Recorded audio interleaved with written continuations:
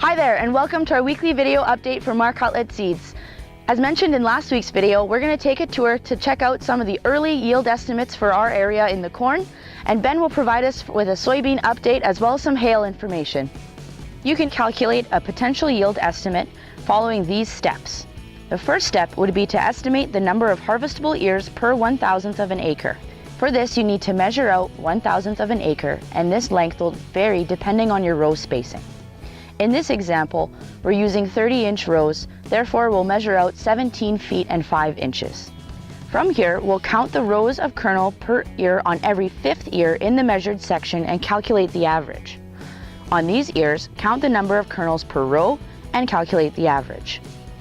The estimated yield is the number of harvestable ears multiplied by the number of rows per ear multiplied by the number of kernels per row, all divided by 90. Our first stop is in Grunthal, Manitoba, where we've calculated 3 of our key corn products. This crop was planted May 3rd at approximately 33,000 seeds an acre.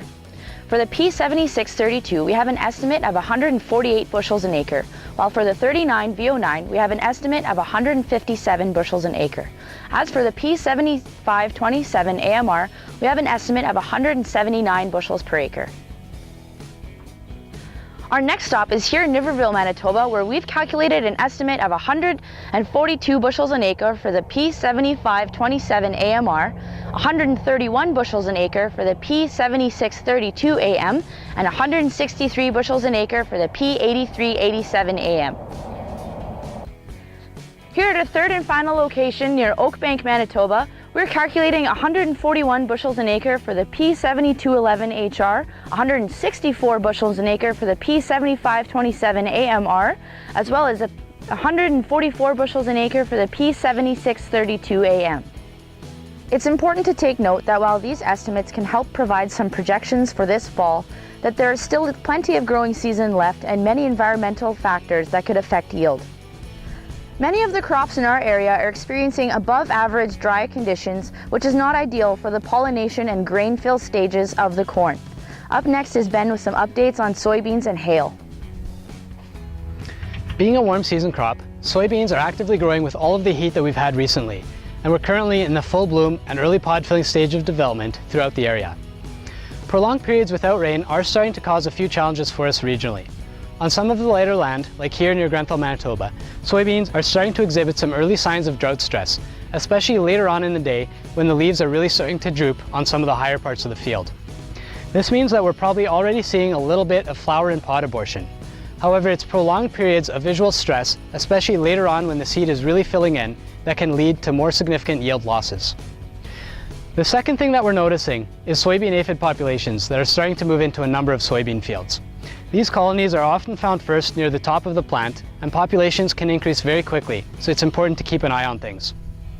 It's also important to have a little bit of patience and not spray for aphids too early, as this will also decimate the beneficial insect population in that particular field, which can help keep soybean aphid populations under control. In terms of an economic threshold, we're looking for at least 250 aphids per plant on average across the field and climbing to justify spraying. There's also some new apps, including Aphid Advisor, which you can use to quickly and effectively make management decisions that you can be confident in. On a number of occasions over the last week, as we've been out scouting and erecting field signs, we've come across corn stands where we could already see from the road that the foliage didn't look quite right. We can't overstate how important it is to go out, properly diagnose what's going on, and to provide remedial action if necessary. In some cases, like this P7632 AM near Sardo, Manitoba, the problem is that this crop doesn't have enough moisture. As a result, the leaves are looking quite pale and they're actually starting to roll up to conserve moisture. There's nothing we can do at this point, we just have to wait for more rain to fall. However, because there's a reduced amount of leaf area, there is less carbohydrates produced per day, and there is some yield drag depending on how long the symptomology persists. In other cases, like this P7958 Acre Max from a field near Glenlee, Manitoba, the leaves are much more tattered. These were found Tuesday morning after a little bit of hail had passed through the area. In general, if we see hail prior to tassel and there isn't a lot of defoliation, like in this case, we expect minimal yield drag to occur. Yield reductions will be more severe if the crop is hit by hail during or slightly after tasseling, as these are the most sensitive times for that corn plant. In an isolated case near Steinbach, Manitoba, we found plants that at first glance look like they could have been hit by hail. However, as we look closer, the damage is irregular, generally starting from the outside of the leaves, and we don't see those classic ripping symptoms that hailstones tend to produce. As we look closer, especially down into the whorl of these plants, we've actually found that a population of armyworms has moved into this particular field. Armyworms are uncommon in this part of Manitoba. However, they're voracious feeders, and if left unchecked, they can quickly defoliate a crop and produce plants that look like this, where only the midrib of the plant is still showing. In terms of spraying, economic thresholds would be about 50% of the plants in your field showing any type of damage, and the worms less than ½ of an inch in length.